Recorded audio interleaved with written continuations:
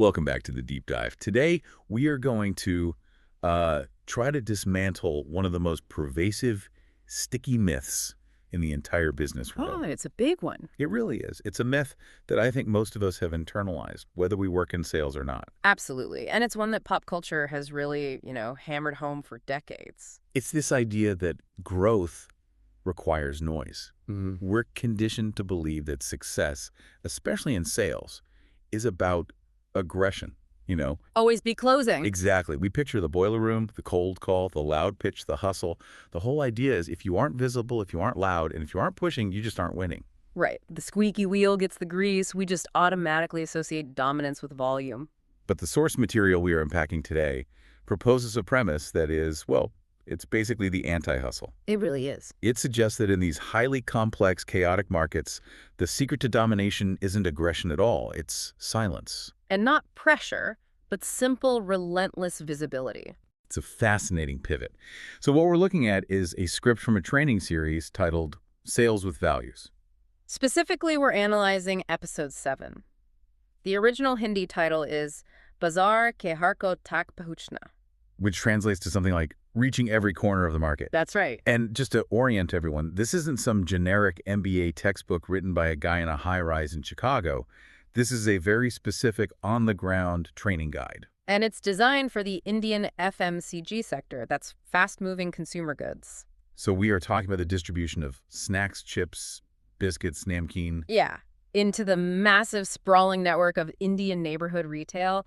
And that context is so crucial. Why is that? Because when we talk about Indian retail, we aren't talking about, neat rows of shelves in a Walmart or a Tesco. No. We are talking about millions of tiny independent Kirana stores, POSIC shops, roadside stalls. It is one of the most fragmented, chaotic, and competitive marketplaces on Earth. It's a total sensory overload. And so our mission today is to look at the philosophy this script calls the constant presence. Mm-hmm. We're going to explore how a calm, almost meditative approach to this chaotic market can actually outperform the high-pressure tactics we usually associate with sales. And frankly, even if you aren't selling potato chips in Mumbai, the psychology here is universal. It's about how humans build trust, how we filter out noise. And how habits are formed. Exactly. It applies to how you build a career, how you network, even how you make friends. So let's start with the vibe of this source material, because I've read a lot of corporate training scripts, and they usually feel so sterile. Oh, yeah. Glass conference rooms, stock photos of people shaking hands. Yeah, this one feels cinematic. It really does. The visual direction in the script is incredibly specific. It opens with morning light in an Indian market lane. Right. It describes shops just starting to unroll their shutters, the dust settling, the quiet hum of a neighborhood waking up. It grounds you immediately. It's not abstract. It's the real world. It sets this mood of, almost contemplation. But then you hit the tone guidelines, and this is where my jaw dropped. Yeah. There is a section explicitly labeled avoid. The don't-do list. The don't do list. And remember, this is for a salesperson whose whole job is to move units. The manual explicitly forbids aggressive sales language. Right. It forbids fear-based motivation. It forbids brand name dropping. And this is the kicker. It forbids claims, guarantees, or pressure tactics. I want to pause on that for a second. Just imagine you're a sales manager. Okay. You're sending a guy out to increase revenue in a cutthroat market, and you tell him, don't make claims, don't use pressure, and don't even use our big brand name to get your foot in the door. It sounds like financial suicide. I mean, if you strip all the tools of persuasion away, Yeah. What is left? How do you actually sell anything? And that's the core question. If you remove the noise, what remains is the relationship. The source opens with a really profound observation about human behavior, specifically in these high-frequency markets. It says, customers instinctively go to the shop that they see every day without thinking. Without thinking. That seems like the operative phrase there. It is. It's all about cognitive load. When you need milk or you need a snack, you don't perform a SWOT analysis of the 3 nearest stores. No, you just go. You go to the one that is familiar, the one that's part of your routine. And the source posits that this same rule applies to the salesman selling to the shopkeeper. So it's the same principle, just one level up the chain. Exactly. The translated line is, what is seen is what sells. In the original Hindi, jo dikhta hai, wahi bikta hai. What is seen is what sells. It sounds simplistic, but I want to push back on this a bit. Is it really just about being seen? What do you mean? Well, I can stand in a shop all day, but if I don't ask for the order, am I really selling? Or am I just, loitering? Well, that's where the nuance comes in. It's not just passive standing. It's about becoming part of the environment in a very specific way. How so? The script introduces a protagonist to illustrate this, a character named Aryan. Yes, our hero. And what's interesting is how Aryan is described. He's explicitly presented as a normal salesman. He's not a superhero closer. He doesn't have $1 million smile. He's not the Wolf of Wall Street. Not at all. The script explicitly says he doesn't speak much. Which, again, just breaks the stereotype. Right. We think of the best salespeople as the ones with the gift of the gab. Right, the person who can talk a dog off a meat wagon. Aryan doesn't have the gab. He has a routine. He walks into these small markets, kirana stores, tiny paint-in shops, and he doesn't launch into a pitch. He doesn't say, buy this, it's 20% off today. What does he do? He offers a polite greeting, a namaste. He asks about their well-being. He checks the stock, and then he moves on. If I'm a traditional sales director watching Aryan, I'm firing him on day 2. Oh, absolutely. I'd be saying, where is the urgency, Aryan? Where is the close? You just asked him how his day was and left. But the script argues that Aryan has a differentiator that the loud guys don't have. It says, he knows every single shop in every lane. Every single one. Even if the order is tiny, maybe just a dozen packets of chips, the source says the relationship is complete. In Hindi, rishta pura. Rishta pura. The relationship is complete. That's a heavy, almost emotional concept for a transaction about snack food. What does that actually mean in practice?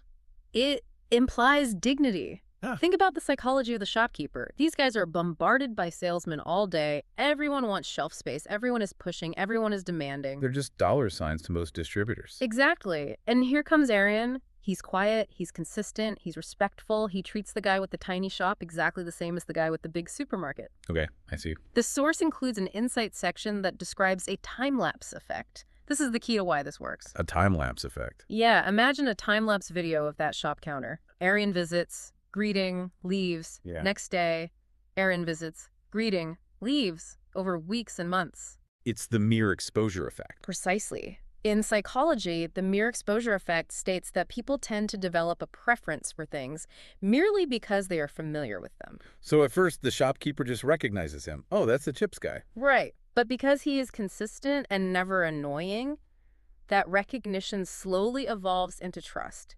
He becomes a fixture of their reality. And the source says eventually, orders increase automatically without a hard pitch. Automatically. That's the goal. When the shopkeeper runs out of stock, who do they think of? They don't think of the loud guy who annoyed them last week or the guy who only shows up once a month. They think of Aryan. They think of Aryan, who is definitely going to be there on Tuesday morning at 9 a.m.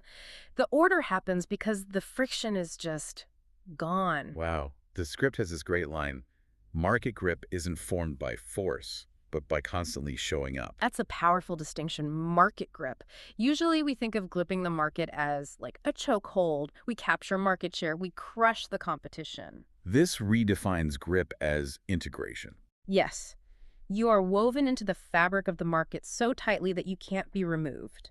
It reminds me of the difference between, say, a viral marketing campaign and building a brand. How so? A viral campaign is intense. It's a spike, but consistency.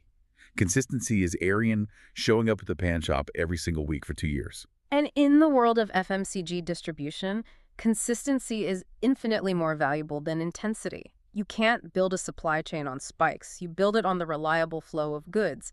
Aryan represents that reliable flow. Now, this leads us to the part of the document that I found the most surprising. Mm-hmm. We are deep in the weeds of sales tactics, right? We're talking about distribution logistics. Mm-hmm. And suddenly, the tone just shifts.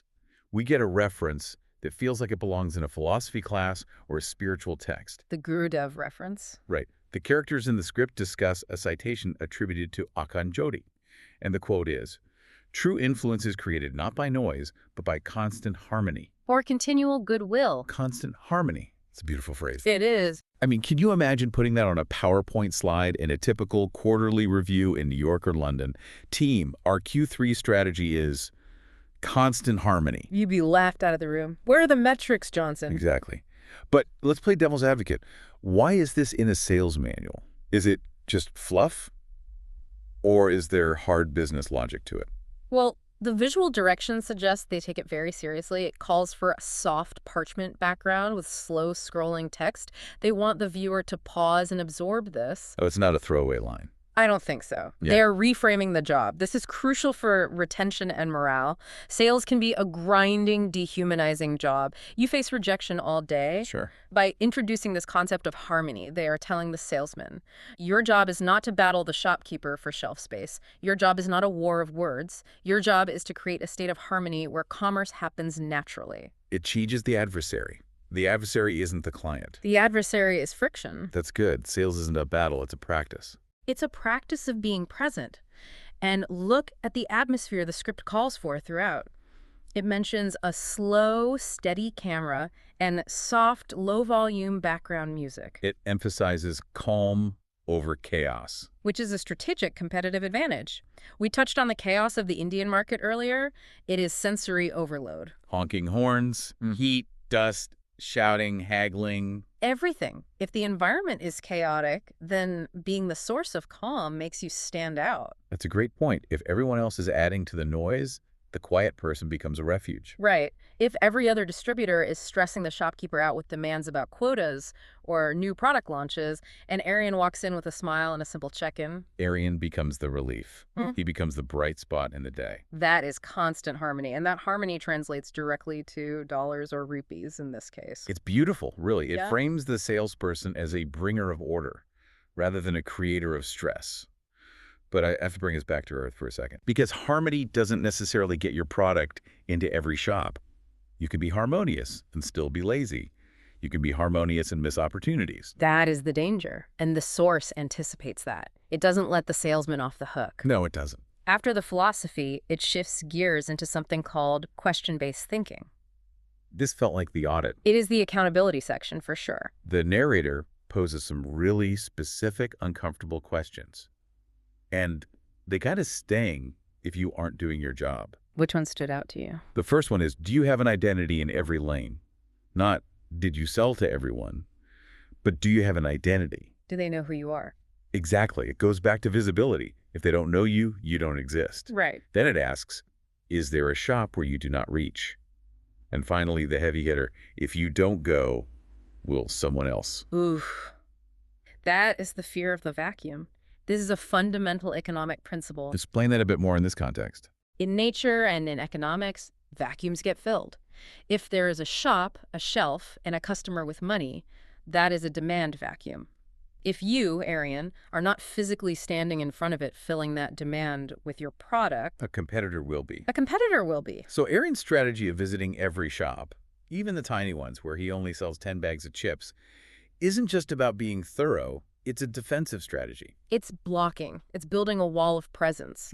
If you ignore the patron shop because it's too small, you leave an opening for a competitor, let's say a rival chip brand, to enter that lane. And once they're in the lane. Once they enter the lane and build a relationship with the small shop, they might move to the bigger shop next door. Right. The camel's nose under the tent. Exactly. The source implies that just physically being there is the primary competitive advantage. It's not about having a better product necessarily. It's not about having a cheaper price. It's about physically occupying the space so someone else can't. This really challenges the 80-20 rule we always hear about, that 80% of your sales come from 20% of your clients. Sure. Standard advice says, fire the small clients, focus on the whales. And in B2B software sales, maybe that's true. But in mass market distribution, this source argues for the long tail.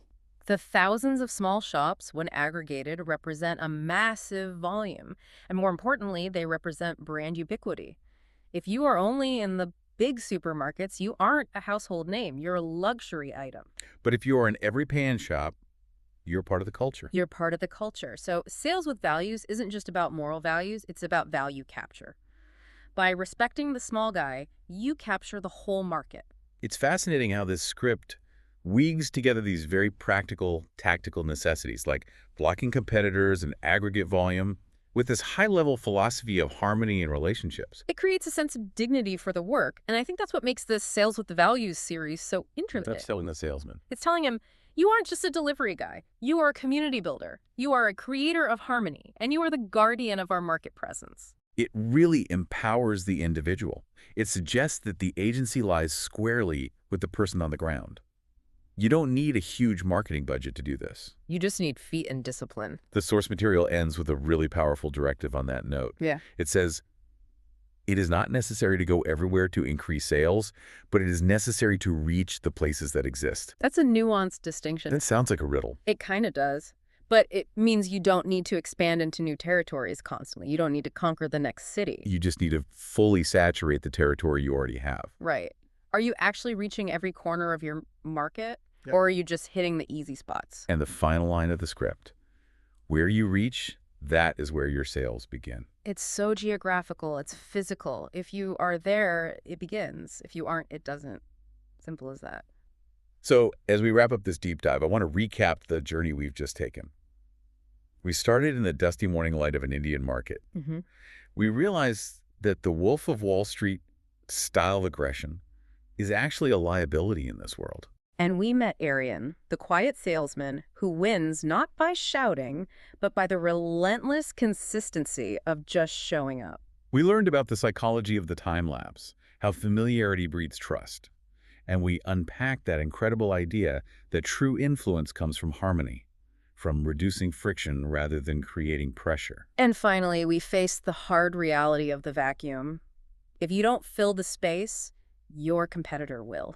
So here's my final thought for you, the listener. We usually end with something provocative to chew on. I want you to channel your inner Aryan. Go on. In your own career or even your personal life, are you trying to force big results through noise and pressure? Are you trying to hustle your way to a win because you feel like you aren't moving fast enough? It's tempting. We all want the quick win. We all want the quarterly bonus or the instant recognition. But consider the alternative. Do you have the patience to build constant presence? Are you ignoring the small shops, the small opportunities, the quiet relationships, the daily habits, because you're too focused on the big, flashy outcome? It asks a difficult question. Can you trust the process of simply showing up? Can you trust that if you build Rishtapura complete relationships, the results will follow automatically? What would happen if you stopped trying to sell yourself and just focused on being there every single day, respectfully and consistently, until the result happened automatically? Sometimes just showing up is the hardest part. But as we've seen, it might be the only way to reach every corner. Thanks for diving in with us. We'll see you in the next lane.